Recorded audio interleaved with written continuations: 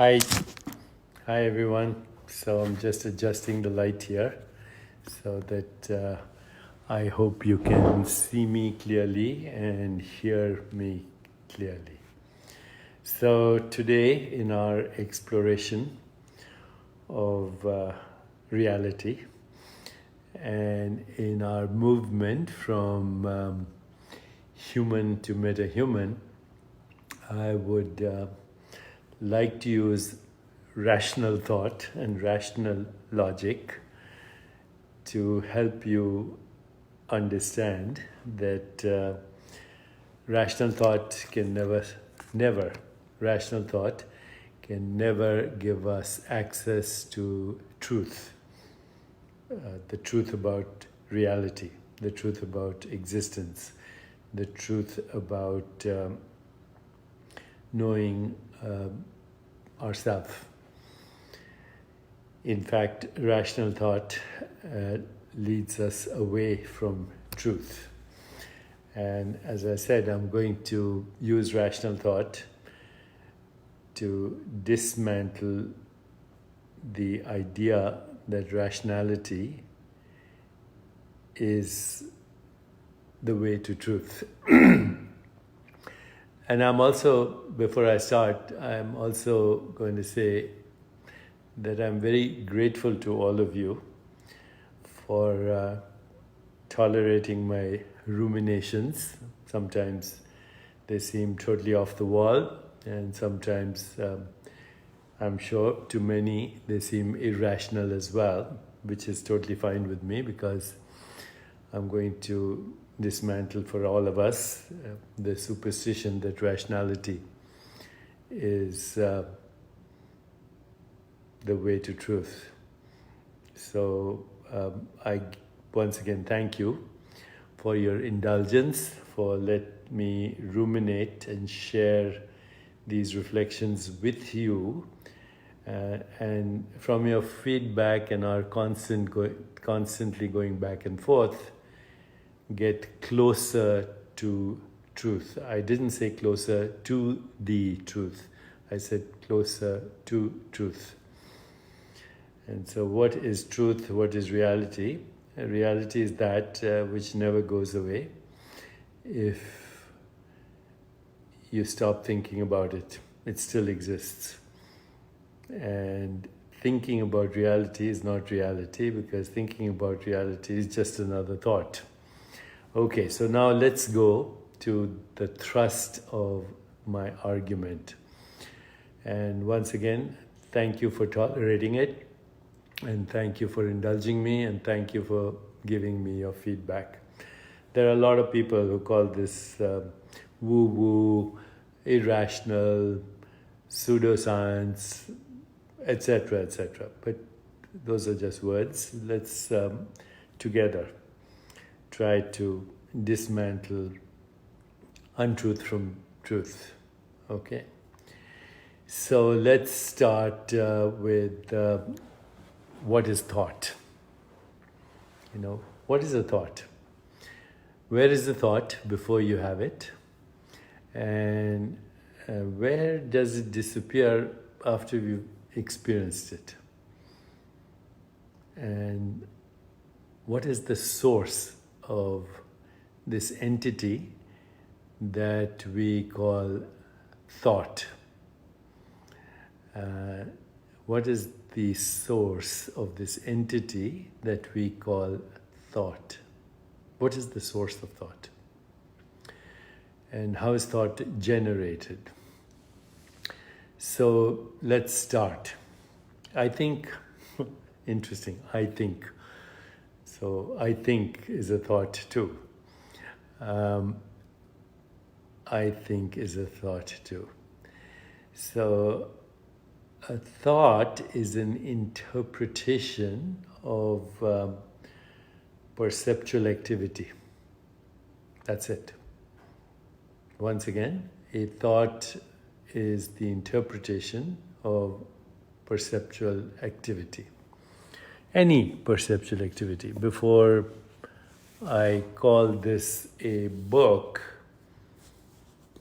on the level of experience, visually. It's a shape, it's a form, it's a color, it's a bunch of squiggles. But at the level of thought, we call it a book. Okay. Of course, visually it's a form, a color. But as a sensation, it's a sensation. Rough, hard, soft, edgy, etc. It can also be a smell, it can also be a taste, it can be a noise. The word book is a collection of all these sensations, and they are all sensations, by the way. Everything ultimately is a sensation, and the sensation itself is a subtle appearance on the screen of consciousness, modified by consciousness into that experience. And then these sensations are entangled with feelings, with images. They even are entangled with our perceptions. So language, words, and perceptions are also entangled. Where is the experience occurring? The experience is occurring in awareness or consciousness. What is the experience? The experience is a modification of consciousness into perceptual activity.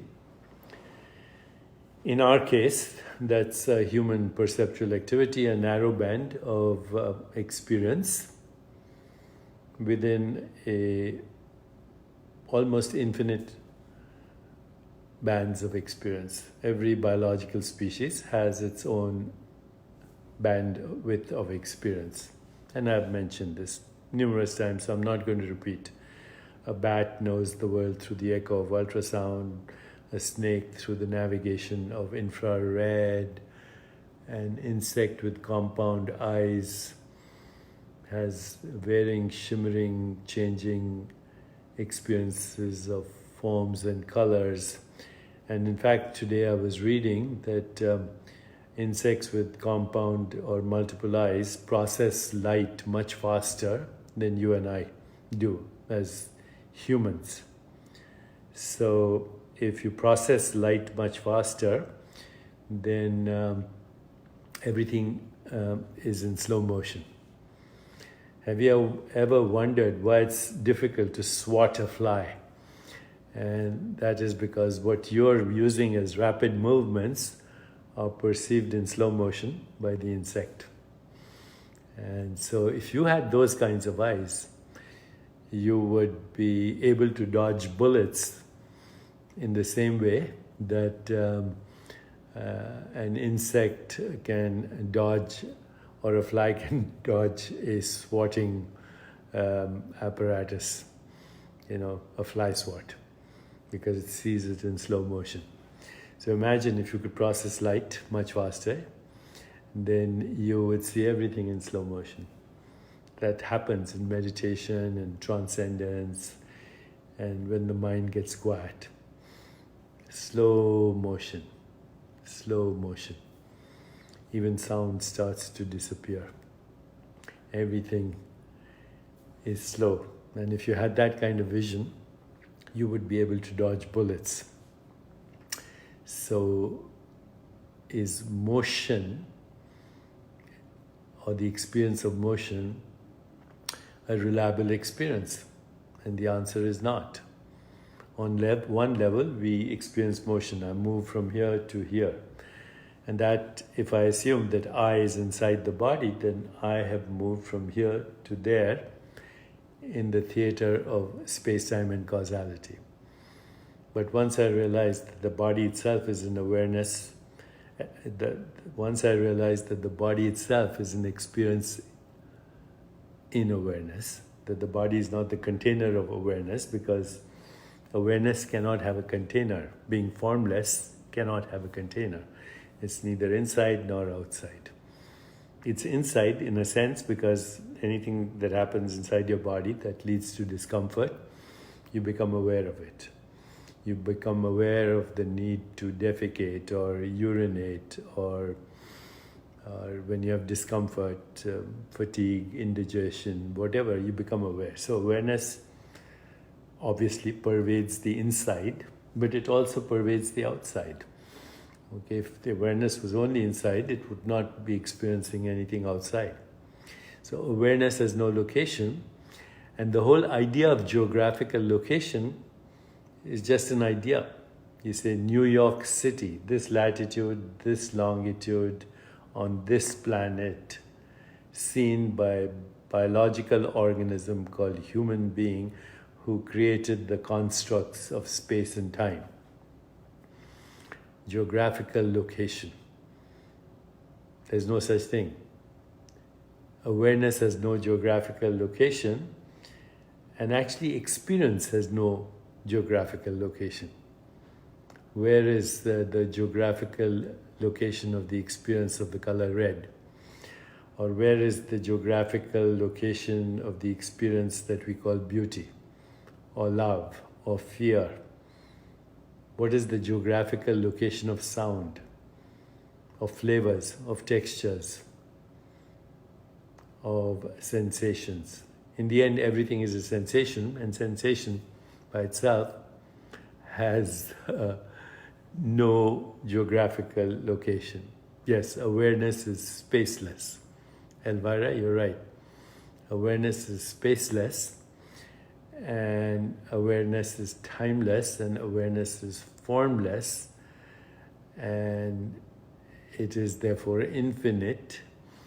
And as I've said before, it cannot be squeezed into the volume of a body or the span of a lifetime. So geographical location itself is a human construct. In reality, no experience has a geographical location.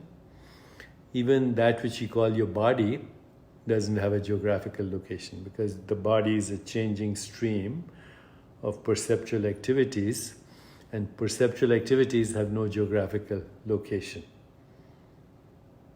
Your body has no geographical location. In fact, there's no such thing as a physical body. The physical body is the human interpretation, the human thinking that conceives experience as having location in space-time, when even space-time are human thoughts. So anyway, we experience reality in a very distorted way. And I've mentioned this before. Our senses tell us that the earth is flat. Nobody believes that anymore. The senses tell us that the ground I'm standing on is stationary, and I know it's spinning at dizzying speeds and hurtling through space at thousands of miles an hour. My senses tell me that things are solid. This body is solid, but I know it's proportionately as void as intergalactic space. And that actually even the few random dots and spots that appear in that intergalactic space as space-time events, they're modified forms of nothingness. So, first of all, the senses are unreliable. They tell us things are, the earth is flat, the ground is stationary, things are solid, and that we have location in space and time. And I mean, even rationally, we can see that this is actually leading us into a world of illusions.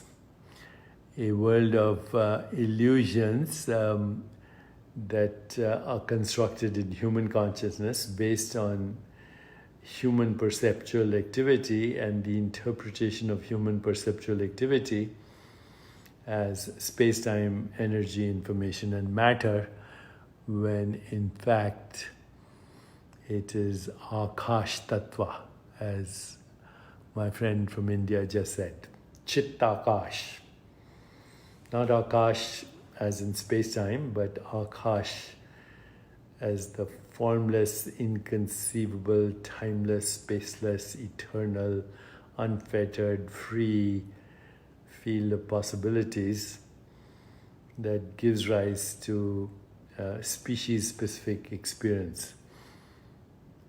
And in human case, this is what we call the theater of space-time and causality. Even causality and karma is based on illusion. Okay, causality applies only to a notion that comes about if you assume that your body-mind is the container of awareness.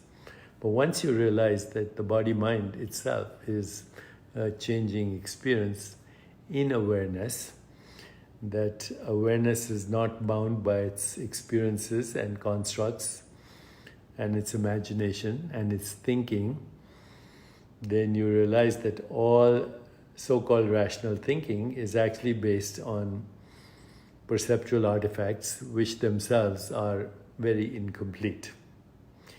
You know, somebody recently was having a conversation with me and some others on why is mathematics so unreasonably effective in describing the universe. And a very smart mathematician made the comment that both mathematics and the universe are human constructs in human consciousness, and therefore they match each other. And furthermore, mathematical logic is also illogical ultimately, because it includes theorems that are illogical. If you've heard of Gödel's theorem, or Gödel's incompleteness theorem, it includes theorems that are quote-unquote true but cannot be logically proved. Very confounding that ultimately thought is the most leading, is the most misleading of any experience, because thought is interpreting a perceptual activity in consciousness as objects in consciousness. So you and I are moving objects that change location and space-time if you assume that the body-mind is the container of awareness. But if you realize that the body-mind is an experience in awareness, then every time you move, you change the entire architecture of space-time geometry in the entire universe. From the point of view of awareness, volition or movement, even speaking, looking here, looking there, raising my hand, changes the entire geometry of space-time at Planck scale. And even visually. Also, thought itself is an appearance in consciousness. So, thought itself is a modified form of consciousness, and it is very species specific. You know, words like money, Wall Street, latitude, longitude, Greenwich Mean Time, Broadway, location, all these things, and feelings that we have, love, curiosity, wonder, intention, and all of that are just appearances of consciousness knowing itself as that appearance. So right now, consciousness or awareness for me, or that which I call me, is experiencing this body, it's experiencing the painting, it's experiencing my thoughts, it's experiencing your feedback, which is coming across space-time in the form of squiggles that have been given meaning through words. Words are noises imbued with meaning. And so the meaning is, of course, imparted by us. And so rational thought is just a system to give meaning to fundamental raw perceptual activity, which is a modification of consciousness. If you go really deep into this, then you'll realize that there is no such thing as location in space-time, and that no experience has a location in space-time. No location has a location in space-time. And space-time itself is a projection of the formless. Why is this important? Well, it's important, first of all, to know that everything that we call human civilization is a product of human thought. Everything. From jet planes to intergalactic probes to the experience that we call the universe, Milky Way galaxy, Mars, all these planets. These are human creations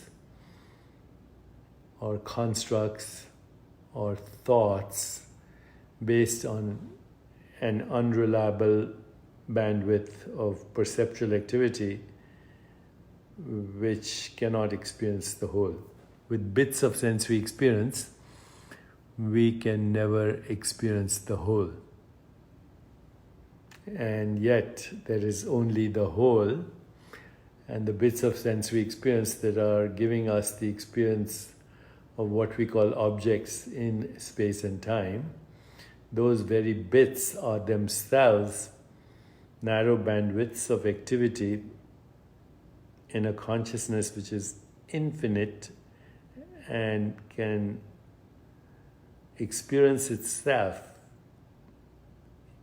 as these infinite ranges of bandwidths of perceptual activity, a lot of which overlap with each other. So what is a thought? It's an impulse of intelligence that gives us access to partial truth. Partial truth. And partial truth as an experience. But consciousness is prior to all experience. Consciousness is prior to experience. Conscious experience can only occur if there is consciousness prior to experience. Awareness is prior to experience. Fundamental consciousness is prior to experience. And experience is the recycling of memory and the interpretation of the recycling of memory. And memory itself is what gives rise to thought by modifying itself. In fact, we never experience memories, we only experience the current thought, which is about another thought that no longer exists. So rational thought doesn't matter, scientific thought. Scientific thought is a very interesting form of thought. I think it was Heisenberg who said, and I'm again not quoting him literally, but basically still saying what he said, is that nature never reveals herself to us as she is, but only to our methods of questioning. But even there, Heisenberg was not completely right, because we don't ask questions of nature, we ask questions of ourselves. And then once we ask the questions, then the question determines the answer. Is it a wave? Is it a particle? Well, it depends on the experiment I do. A wave-like experiment gives me a wave-like answer. A particle-like experiment gives me a particle-like answer. What is reality before I do the experiment? All possibilities as awareness. And those all possibilities cannot be accessed through a system of thought, whether it's philosophy, whether it's religion, whether it's theology, or whether it's science. Science is a very particular modality of investigation: observation, theory, experiment. But ask yourself, what is an empirical fact? We say empirical facts are indicative of reality. But an empirical fact is actually the answer to a human question in human consciousness to a particular mode of knowing and experience. Empirical thoughts, we say objective thoughts. Empirical thoughts give us access to truth. But once you understand that empirical thoughts are nothing other than a species-specific mode of knowing and experience, which is totally unreliable because it is based on a very narrow bandwidth of modulation of the self as this and the other, then empirical facts actually hide the truth. Okay? Because in order to know that one fact, you have to ask one specific question and employ a mode of observation and have an experience that is uniquely human and in human consciousness. Empirical thoughts do not give us access to truth. They actually take us away from truth into that particular observation, that particular mode of questioning, that particular experience in a particular consciousness using a particular activity called the human body-mind to access that experience. So, my dear friends, do not be a victim of rational thought. Rachel Morley says loss and grief. Yes, loss and grief are interpretations of a loss of a particular mode of perceptual activity and experience.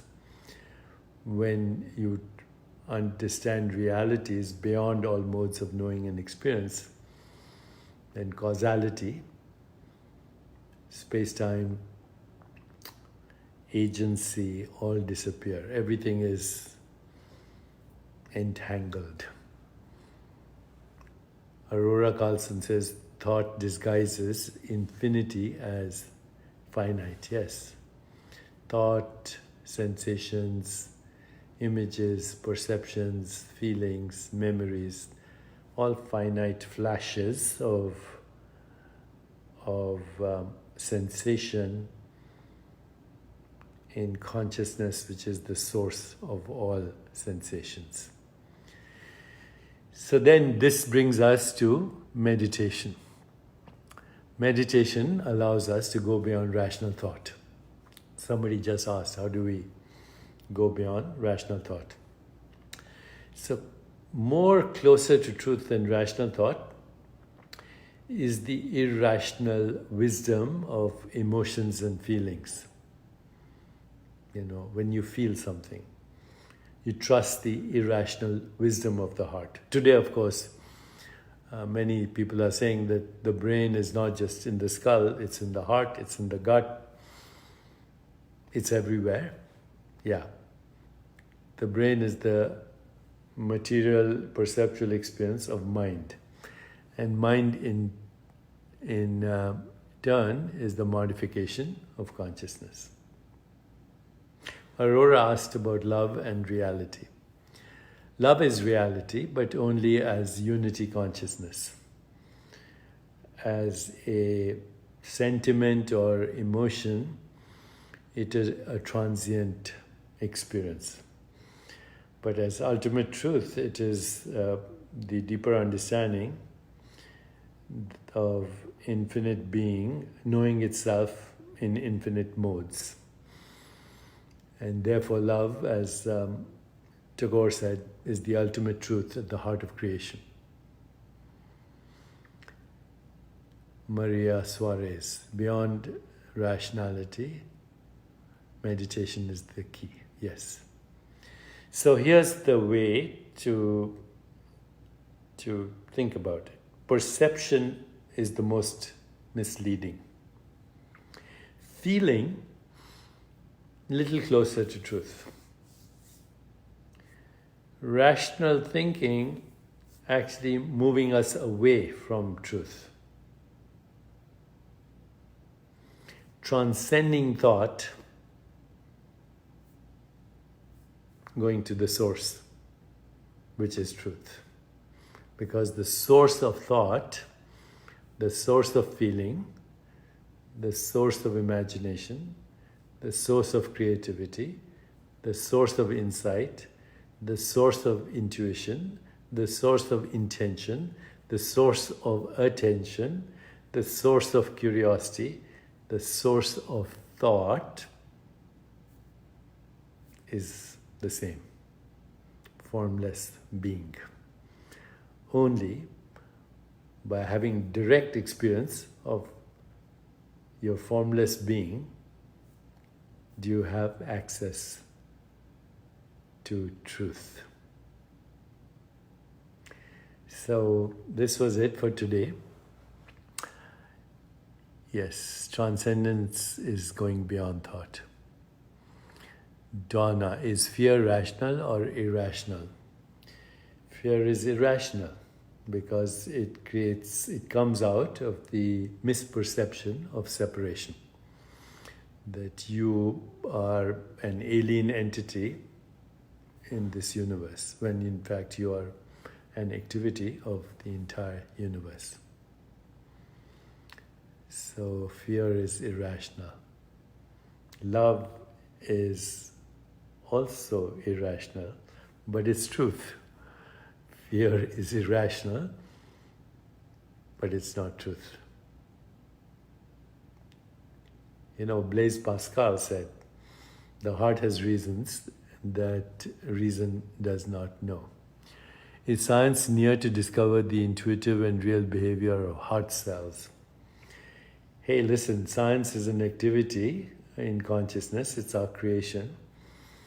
And it never discovers the truth, except it gives us access to our models of truth. Science creates models of reality, symbolic representations of reality. And these symbolic representations of reality include everything, including your mind, your body, and the universe. You don't see the universe, you only experience perceptions, and a particular combination of perceptions is called the universe. Another combination of perceptions is called the body. Another called the book. So, perceptions. What are perceptions? Modifications of the self. Modified forms, excitations, constructs, thoughts. Even time is the movement of thought. It comes from the formless.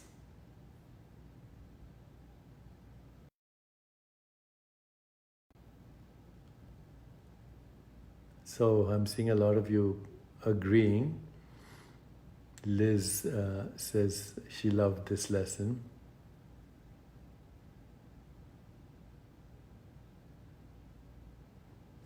Somebody said the heart knows more than the mind. Yeah, it's a deeper knowing. Every cell knows everything in your body. Every cell in your body knows what all the other cells are doing. Otherwise, it wouldn't be able to function. So the truth is not cause and effect. The truth is interdependent co-arising.